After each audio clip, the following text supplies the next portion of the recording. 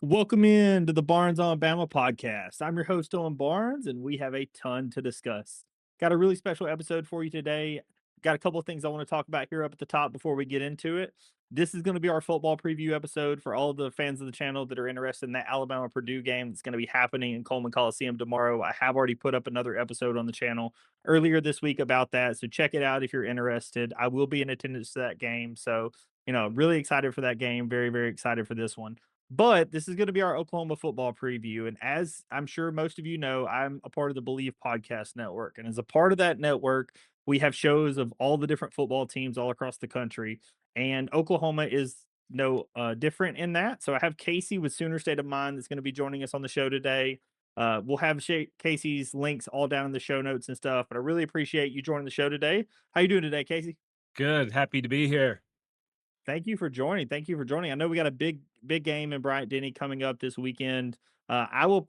I don't think I'm going to end up going to the game, but I probably will end up, tailgating on the quad or whatever. I live in Tuscaloosa, so this is one we were kind of debating on if we wanted to go or not. Tickets aren't crazy expensive, but they're definitely not cheap. So it's kind of one of those where it's like, do we go? Do we not? I think we decided that we may just hang out around campus, and I'm sure it'll be a lot of fun. But this is going to be a really big game, and wanted to bring you on to kind of talk about the Sooners because I know this is a team that beat us last year, but it's a very different team than it was last season. And so I wanted to kind of get a Sooners fans perspective of what y'all got going on.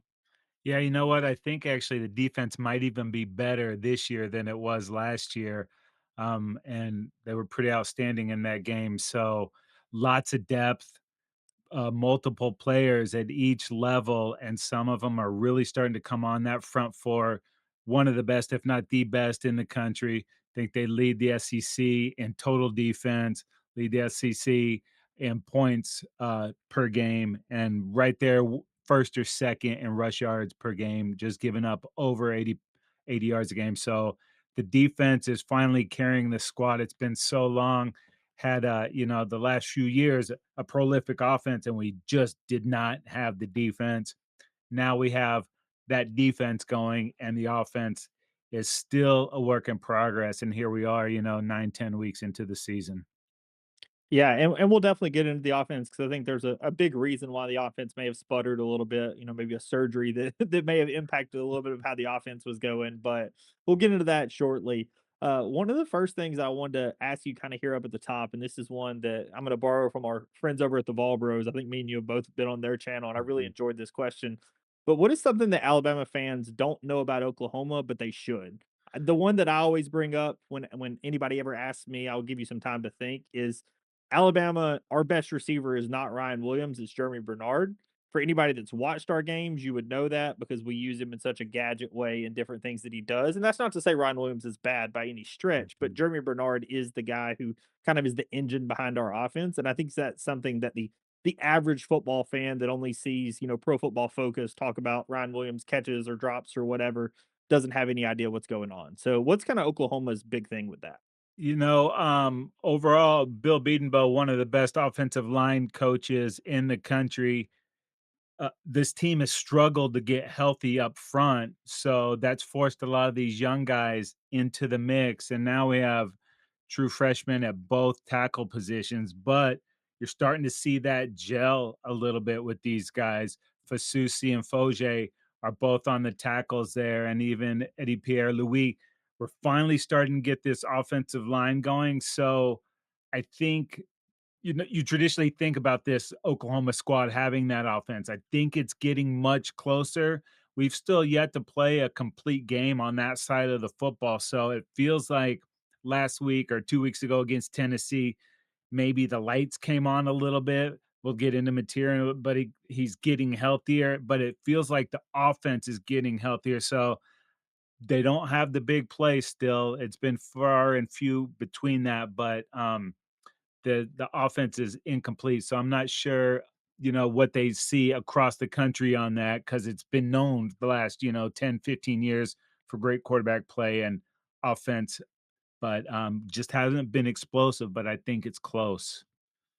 And that makes total sense. And when you're talking about those offensive tackles, and this is more just me kind of questioning, Are they somebody that have done pretty well against a good pass rush? I know Mateer is somebody who's pretty mobile in the pocket, so that obviously helps your pass rush because you can move him and do different things with the pocket. But are they somebody that's done pretty well? Because funny enough, and we talked about this on my last show, that Alabama has not been a great pass rush team these first 2 years under Kalen DeBoer, and it's not his fault. A lot of it had to do with the guys on the roster last season.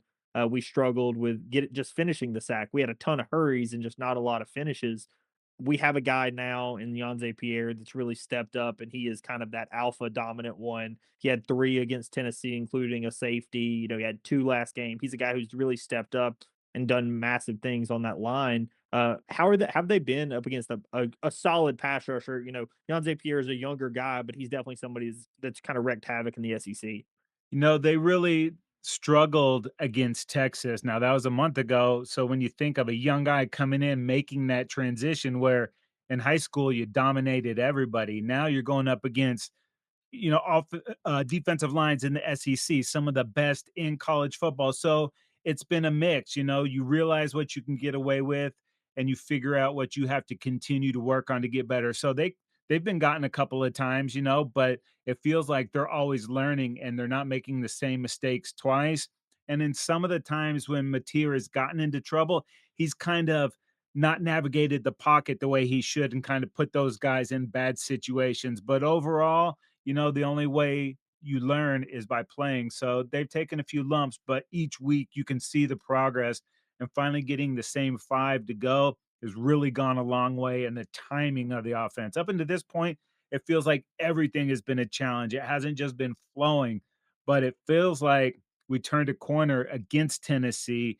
And we'll find out for sure if that's the case on Saturday. But it feels like it's been working towards this moment, and I'm excited for what we are going to see. So hopefully it continues that ascension. But it's not been easy. But those guys are playing beyond their years so far for sure.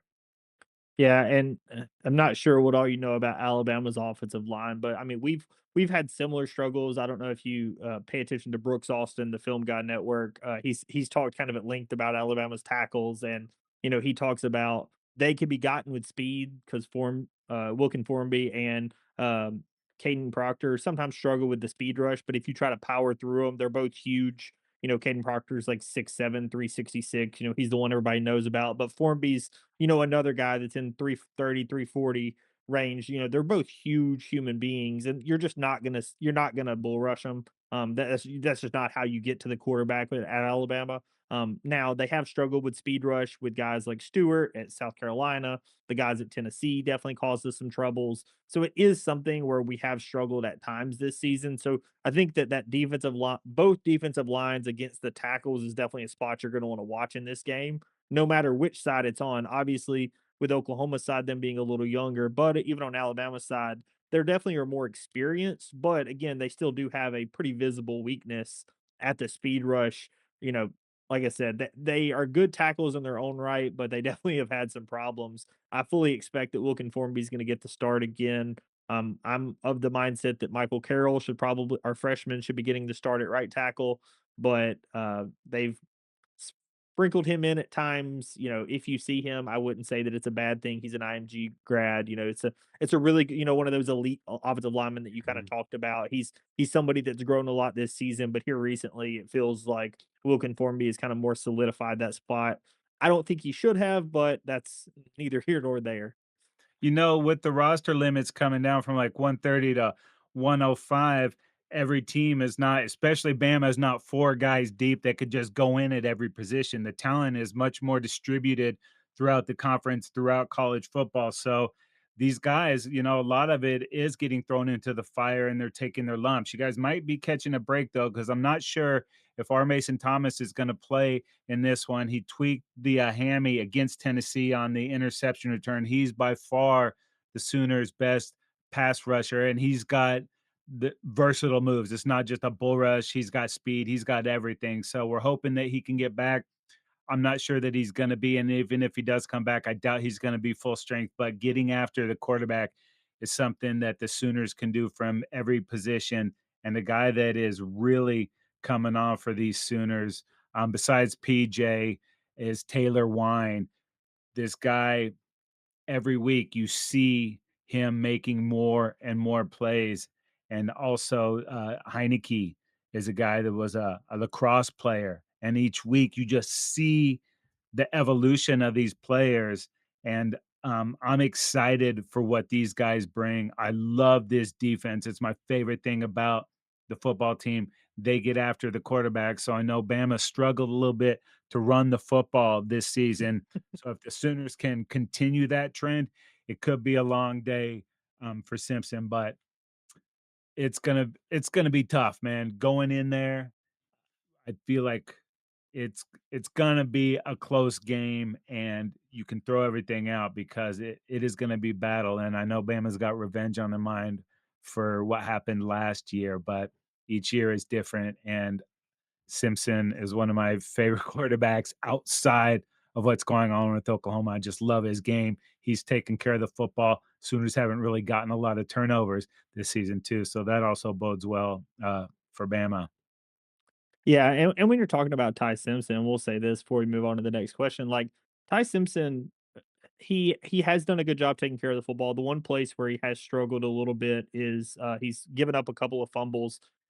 Those fumbles are all like kind of strip sacks on the due to the pass rush. It's not, him running with the ball and putting it in harm's way or anything. But that is a place where he has struggled a little bit this year, and that's not fully on the quarterback. That's on the line and so many other things.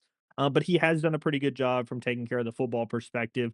But the one thing you kind of talked about, the running game, the fact that y'all stopped it, you know, under normal circumstances, I would 100% agree, but I almost feel like Alabama's running game has been so inept this year that if Oklahoma succeeds in that sense, it's not going to discourage the team because Alabama is already like they're going into this game at least as in my mind, assuming they're not going to be able to run the ball, right? So it's Yeah. almost like it's not going to impact the game plan as much as it would in some other games, right? Because Oklahoma's run defense is so good, like I don't think it would surprise Alabama if they couldn't run the ball.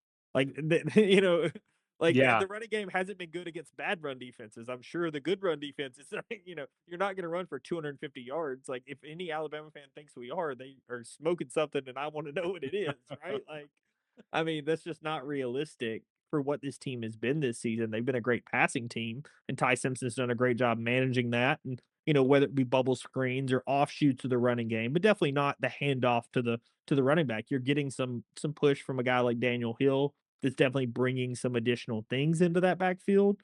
On the top of what Jan Miller gives you, I know that Jan Miller is the bigger back that people prefer just because he's a better pass blocker, but Daniel Hill has definitely been giving you a little bit more in the run game here recently. But I'm not one that suspects we're going to have much of a running attack against Oklahoma. So I don't know that it really discourages us quite as much as it might somebody else. Because, like I said, I don't think Alabama comes into this game expecting to run the football. I think that they're expecting that it's going to be a long night on that sense. And if there's a place where these Sooners can be got, it is in a passing game. Um, a lot of our corners are left on an island to fend for themselves, and the receivers that are in this conference. There's some brutal jobs on there, but Cortland Guillory, he is a true freshman, and he's had to go up against all of the best in the SEC, and he's taken some of his lumps, but he is getting better as well. I think he's got a chance to be one of the best that's played the position for these Sooners, but still a young guy.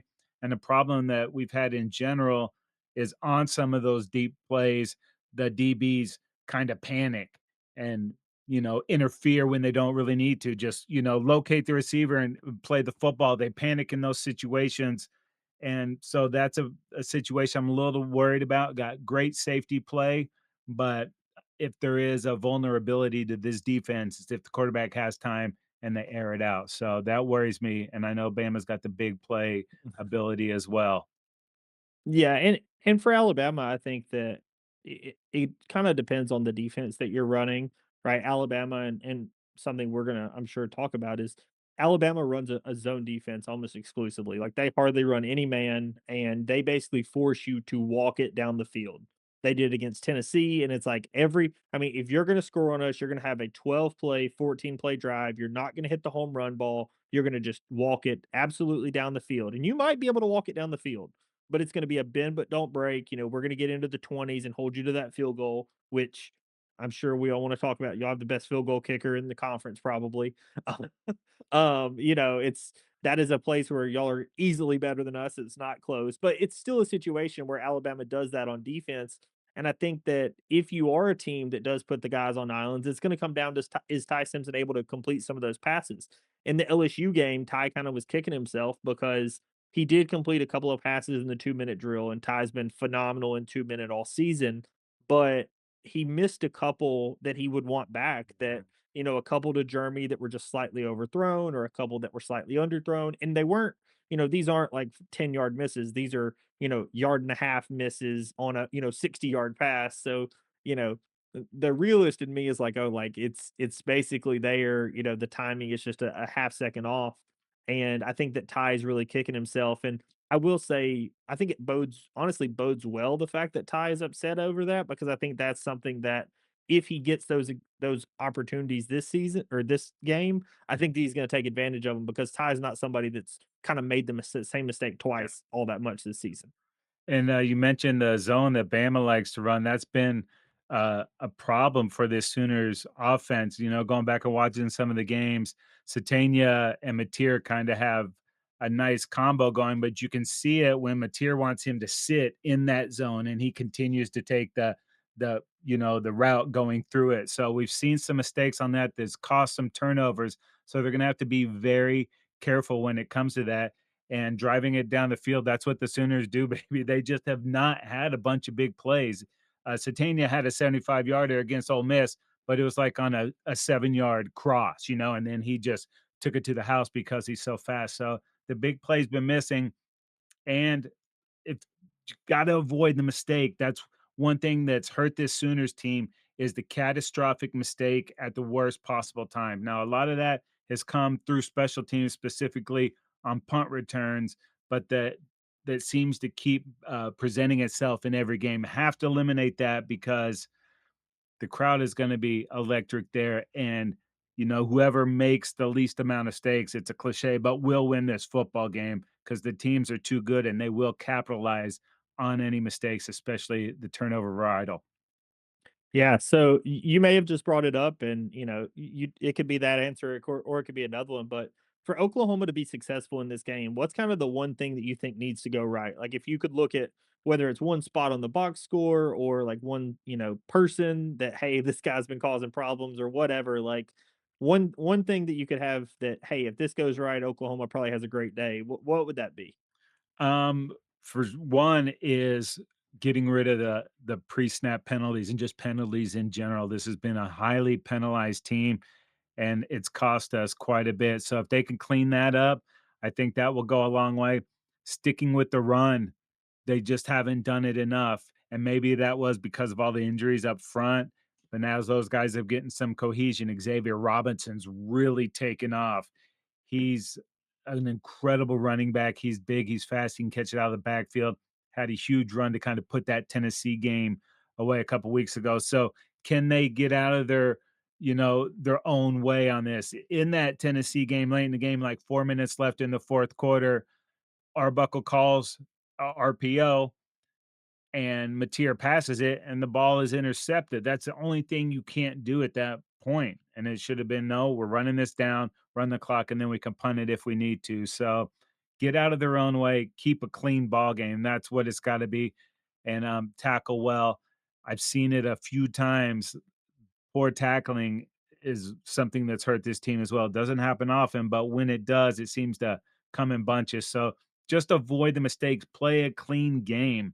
And I know that's kind of broad, but that's what this Sooners team needs to do. And if they do, I think they'll be successful on Saturday. Gotcha. And just for my curiosity, what was the kind of the punt? I may have missed some of, but what's kind of were you talking about with the punt coverage? What's been the major issue there? Has it been more of individual guys not doing their job, or is it you know what's been happening? It's been a little bit of that, giving up some big returns, but more costly than that, it's been fumbling the punt return. Just had gotten a point lead against Ole Miss, and defense does their job, forces a 3 and out deep in Ole Miss's own territory. We're gonna get the ball at the 47, and Satania fumbles it.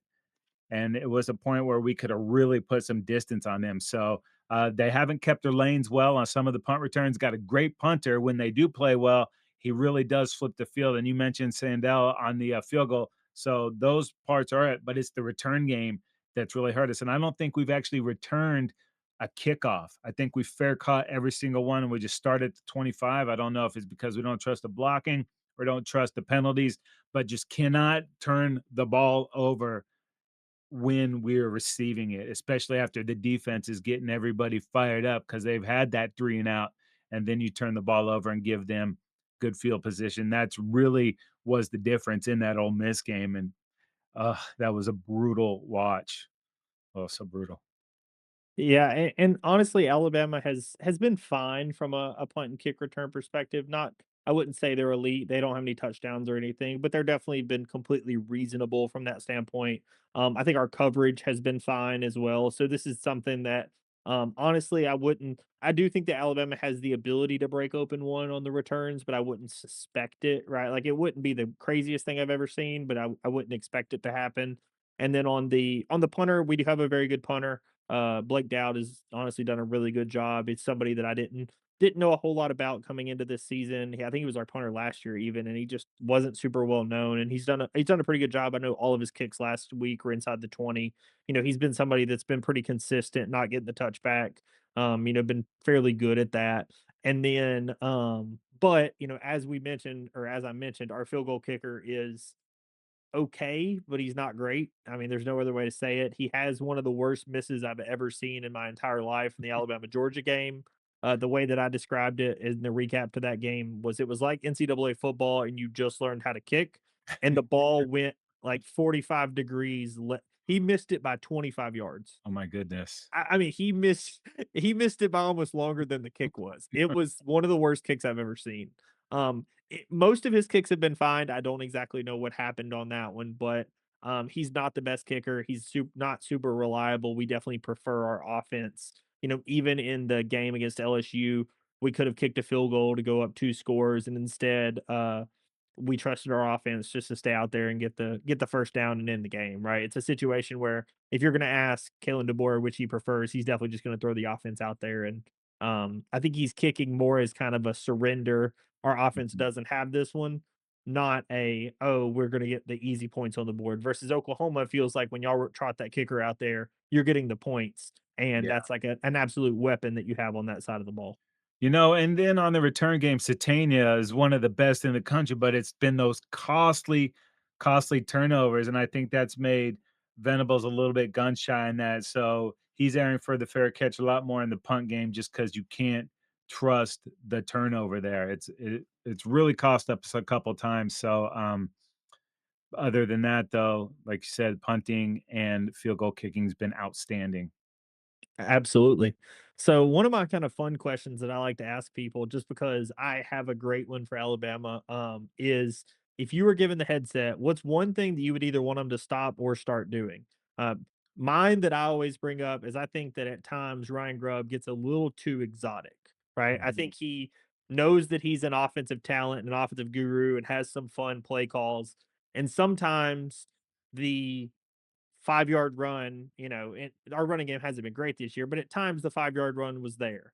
Or at times the outlet pass to Josh Cuevas that gets 7 yards is there, and yet you decided to do a double end around for a 5-yard loss or a 5-yard gain. And it's like, well, what are we doing? Right. Like at a certain Yeah. point, I feel like the basics are working. Why are we getting away from the basics? That's what mine is. I think that at times it feels like Grub is mixing in a little bit too much exotics and not enough just, hey, we're better than this team. Mhm. Let's show that we're better than this team. So, what's kind of your one thing that you'd either want them to stop or start doing? I would like to see a little more verticality in the passing game. So much of the stuff is running east and west. Is like, you know what? Just give me a little 7 yard hook. It's positive yards. And then we're sitting at, second five or second three. Too much of it is just spreading the field at the line of scrimmage. And as fast as Bama is, I don't like those types of plays. So just push it upfield a little bit and be more consistent with the run. And Arbuckle's also kind of feeling it out, coming to a big time program from Washington State. It's a little bit different here in the SEC. So I'll give him a little leniency on that, but I'd like to see us push it just a little bit more, get more little vertical rather than east and west. Gotcha, and when you're saying vertical, you said you're even thinking like 5 to 7 yards. You're not even talking about, like, ripping it, 40 yards deep. You just mean, don't throw it at the line of scrimmage, just get a little bit further? Yeah, just push it. I mean, I would love to see us take a few more shots. I could probably count it on one hand how many times I've seen us air it out this season, but just push it a little bit, and it's like you just make the play. You're getting yards rather than spreading them out and letting the angles. I just don't like it as much. So it's too much of it. Gotcha. All right. So, this brings us to the state of the show. Obviously, we're talking about pushing it down the field. I wanted to ask you kind of your thoughts on John Mateer's thumb injury. Obviously, he misses a couple of games that didn't really have too much impact. He gets the surgery. He comes back for the Texas game and clearly was not himself in that game. He clearly was impacted more than I think some people wanted you to fully believe. He was Mhm. like, "Oh, I'll be fine," and like he just was not the same guy. And No. anyone that says he was just realistically didn't understand what was happening. What do you think has been the big difference? I've seen a lot of different options where it's like his velocity's down. What do you think has really been the problem that his numbers have changed so significantly post thumb injury? I think part of that's actually been he was a little banged up. His knee had been hurting him, and you really saw that in the run game, including Texas and against South Carolina. The When he returned from that, even Ole Miss, he had like 35 carries for 36 yards. It just really wasn't there. Last week against Tennessee, or 2 weeks ago before the bye, you kind of saw that coming back. Actually, had his best rushing game of the season. I think it was 16 for 80 yards. So I think the knee was hurting him more than anybody let on, and the thumb was kind of a cover for some of that. And just missing, 2 weeks and getting the surgery, and then going up against a desperate Texas team who had lost to Florida and had to have that win, I think kind of woke them up as well. But I think the thumb's back. But what I saw against Tennessee, he had happy feet in the whole first half, just like some jump passes and trying to throw it over the line, and it just really messed his mechanics. Late in that game, he was planting his feet and he was firing it, and his accuracy was there again. So I think if he gets his feet settled how he needs them to be, the arm will be there. So I think the thumb is fine. I think that knee is healthier and just need to clean up the mechanics, which it seemed like he did last week. So hopefully that's also a sign of things to come moving forward. Got to have, we'll go as far as he goes. If he doesn't play well, we got no shot moving forward beyond this week. So it all starts with 10, and we've kind of gotten spoiled with incredible quarterback play for really the last 20 years. So, but that's why you come to Oklahoma. Completely makes sense. And when you think about kind of if you were to say like, hey, this is the stat line that obviously if he throws for 450 yards or something, Oklahoma wins, right? But what's kind of the stat that you would, and obviously I didn't put this one on our list, but what's kind of the idea of Mateer needs to do this well, and we probably are going to have success? Is it he just needs to run the ball reasonably well, no interceptions? Is there kind of one stat that you would look at that hey, like this is what we need to see out of Mateer to kind of have a successful game this week? Yeah, when the Sooners have struggled, Mateer's been in the 50s in completion percentage, got to be closer to 70 there. You mentioned don't turn the ball over, and you get healthy with that run game. But we need to hand the ball off to Xavier Robinson more than anything. But Mateer just has to make better decisions out there. There's been plays to be made, and he's just hadn't seen the field for whatever reason. I think, the time missed in the middle of the season with that thumb injury was the time off more than the actual injury, just not getting the reps, not playing at the speed that you need to play at. I feel like he's past that. If we're a month away now, and it feels like he's getting back to that. So just a clean game, making good decisions. You don't have to hit them all. You just can't make the poor decisions. Bad plays are what get you beat. They're far worse than a positive play. You have that holding penalty. Now you're second 20. That hurts you more than a good play helps you. So just clean, and has to be the best quarterback on the field. And I don't know if that's going to be the case or not, but that will go a long way. Oh, I would expect that there's going to be a lot of NFL scouts at this game because the quarterback matchup is going to be one that I think everybody's going to be watching for. And I think that it kind of goes without saying that I would suspect that the quarterback that has the better game wins this game Mhm. because I think that both defenses, Alabama's defense, as we kind of are getting here to wrap up, like Alabama's defense this year has been one that a lot of people, and myself included, we were upset with Kane Womack at times with how much that he was giving up. And it feels like time and time and time again here this year, he has been but not broken, right? He gets put in Yeah, a bad situation by the offense and he just is able to stop the opposing team, or he gives up 14 in the first half and puts a 0 up in the second. It just feels like his adjustments that he's made in the second half, and honestly even in the, I kind of said that the first, or we even talked about earlier this year, his first drive, he looked like he didn't know how to tackle. Like none of the guys knew how to do anything. The Vanderbilt game kind of comes to my mind when I say that. That like they had 70 or 80 yards rushing in the first drive. They had 30 the rest of the game. Right? It's like what happened after the first drive? yeah, And those are the kind of things that I think were frustrating a lot of Alabama fans. But I want to give Kane Wommack the credit, right? Like his defense has come to play here recently. They've been doing a really good job getting turnovers. They've forced multiple turnovers in multiple games this season.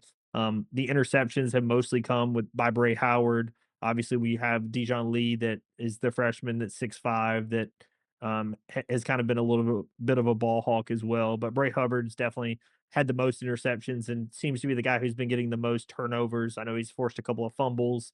So I definitely think that the turnovers side of the game, if that does play an impact, I think that that's potentially going to be in Alabama's favor, because I think that Alabama has done a better job taking care of the football than Oklahoma has this for season. sure.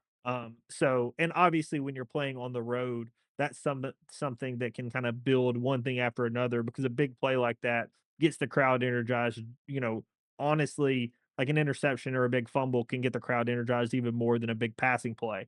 And so it's kind of the even the negative things you were talking about, where a penalty hurts you more than a good play helps you. I think a turnover in the same way, a turnover can be more of a motivation to the Mhm, crowd than a big play on offense even might give you. And so that's something absolutely. potentially that could keep our crowd in this game. I do expect it to be a great game, a great crowd. It's a 2:30 kick. Those are always kind of big time for university. It's getting dark, so fourth quarter is going to be pretty dark. So it should be a fun atmosphere in Bryant Denny this A Saturday. and let's face it, Bama is spoiled with the defenses you've seen for the last decade or even more, and, it's almost like winning is just not good enough there because the standard has been set so high, but I know there's a lot of teams, including the Sooners, that would like to have just moshed through 6 straight SEC opponents and beat them. No one's gonna look back on the end of the year, "Oh, how many points did Georgia score on you?" No, anybody's gonna care about is, "Yeah, you guys beat Georgia." So, perception is not always reality when it comes to college football. And like I said earlier, with these rosters being limited, just winning should count for something. But everybody wants the style points now, and it's just not like it used to be. It's more competitive than ever. And I've said this season, college football is on crazy pills, man. Any weekend, anything can happen, and nothing surprises me anymore. So it's crazy. Exactly what you're talking about. There were a couple of Alabama teams that I can think of, specific games, like the 12-10 Tennessee game where we blocked a field goal to win the game. Like that one always has an asterisk, like, oh, they had to block a field goal. It's like they won the game, right? Like Yeah, a lot of Alabama fans are like, oh, we had to do this to block it. It's like, yeah, but they did and they won, yeah, right? Or yeah, like, Saban pretty famously, I think it was an Arkansas game that ended like 14-12 or something, one year, and he talked about how the fans looked dejected leaving the game, and he was like, "Guys, we won the game. I yeah. understand like we weren't happy with it either, but like we won the game, and that's what the goal is. The goal is to win the game, and we won the game. So like I understand you weren't happy, but like like give cut us a little slack here." And like the fact that Saban, even the guy who was kind of known for being the perfectionist, had to honestly tell the fan base, "Hey guys, like it sometimes happens, right?" Like the Yeah, stat that I always bring up is that Saban, in all of his national titles, he only had two undefeated national titles. When you take out 2020, it was that 2009 national title, and that had that 12-10 game, right? So like that yeah. wasn't even a bunch of clean, just easy victories. There were No. some really struggles in that season to get that. So, I think Saban knew more than anybody that sometimes you're just gonna have that game that you just gotta get the victory. Yeah, and that's how you get to that title game is in that gross game, finding a way to do it when your offense maybe doesn't have it or it's just not going your way. Winning that game shows a lot more about your team than smoking some, whatever team 40-12 or anything. It's like, so yeah, expectation is unrealistic all across the country, especially in places like OU and Alabama. Some of these fans each week want Brent Venables fired. I'm like, are you kidding me? Especially with all the coaches out there being fired right now. We finally have the defense, and he's developing guys to be great off the field and in their future. He's bringing in the right type of kid. They're building the right kind of structure there. And I love everything that he's doing. Would I want to see more wins? Of course, but it's not that easy. If it was easy to win championships, everyone would do it. But I love what he's building, the type of recruits we're getting, especially on the defensive side of the ball. Something special is happening there. I would like it to happen sooner, but I still think it's going to happen. All right, really quick before we get to our score prediction, and we're going to do that here in just 1 second. I want to give you some time to kind of let people know where they can find your show before we kind of wrap up and get our score predictions and get out of here. So please let everybody know where your show's at, where they can find you. Yeah, Sooner State of Mind is also on the Believe Network. You can get the podcast on Apple Podcasts, Google Play, Spotify, Amazon Music. You can follow me on Twitter at Football Dudes LA. Also have an NFL podcast called The Trend Zone. So I got you on Saturday and I got you on Sunday. So Sooner State of Mind, we'd love it if you just go out there and subscribe. Awesome. Sounds great, Casey. All right. Well, we've come to the point. Let's see what you got. What is your score prediction for Saturday? I think it's going to be a great game. I'd love to hear what you have this game and who you think is going to win it. I could see this thing going a lot of different ways. I think both defenses will come to play. I think it's going to be hard to get points. I think we're going to have to settle for a lot of field goals. So I could see this thing ending like a 20, 23, 17, somewhere around there. I do think it's going to hit the under on there unless there's a big play like a pick six or a scoop and score, something like that. Otherwise, I think it's going to be a pretty close game. Maybe one of the teams separates in the fourth quarter, but I'm going to go ahead. I got to roll with my Sooners, so I'm going to say 23-17. Gotcha, 23-17. Honestly, I agree kind of in the general, about how wide it's gonna be. I think this is a 7 to 10 point game at most. I think that both the kinda like you said, unless this is a situation, like in the Tennessee game where it's a very close, game, and then we get a pick six or something, right? Like, so obviously, that could change what we're talking about, but I think that both teams are gonna be very evenly matched. I think that the defenses are gonna come to play. I would suspect that both teams are going to struggle at times to get the offense rolling, and it is going to be who can make the bigger plays. I think that Ty Simpson at home has been elite this season, and Mhm. so it's hard for me to go against Ty Simpson at home. The places where he's struggled the most has been on the road, and honestly, it's he other than that Florida State game, he hasn't even really struggled on the road a ton this season. He's been really, really good. So I have it as 27-23. I do again, I'm with you. I do think that this is a game that is going to be very close. I think there are going to be a decent number of field goals.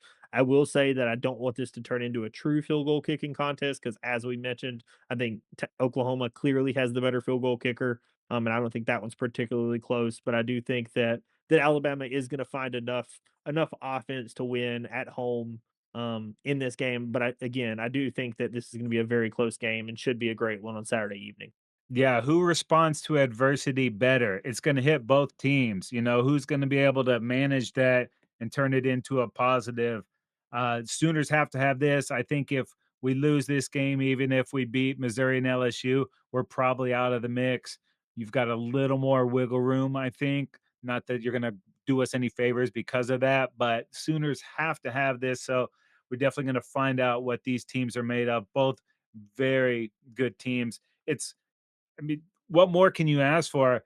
When we knew we were making the move to the SEC, it's like, this is just a conference game now. This feels like a playoff game, and every week it gets bigger and more important. So just classic to see these two teams on the same field. It's going to be electric. It's going to be a great game. And hopefully the Sooners can rise to the challenge. But man, it is going to be tough. And I am stoked for it, though, brother. Absolutely. I 100% agree. I think it's going to be a phenomenal. And as you said, this does feel like a playoff game. I would agree. I think Alabama has a little bit more wiggle room just because our loss is out of conference, right? Like we're, I think, still not completely out of the SEC championship picture, even Yeah. if we lose this one. So that obviously gives you a little bit more wiggle room. But of course, I don't think that's something that Alabama has in the back of their mind. when you win 4 ranked games in a row earlier this season, your goal is to win them all. Mhm. Obviously you lost the first one, so just go 1-0 from there on out and let the rest take care of itself. So I'm sure that's the mindset going into this game, and I'm sure that Alabama is going to do what it takes. I'm sure, but however, I do think Oklahoma coming off a bye is going to have some things ready for you that Alabama may, just need to be aware of, because the team coming off a bye can have an additional edge to them sometimes. So it is something that I am going to be watching for in this game. Well, I want to thank you so much, Casey, for joining me. I really do appreciate it. As we mentioned here, Sooner State of Mind is where you can find him. Subscribe to him over there. Football Dudes LA over on Twitter. I will have everything linked in the show notes as always here on YouTube, as well as on all the podcast platforms of choice. Thank you so much for joining. I really do appreciate it, and I will catch everybody in the next episode. Peace.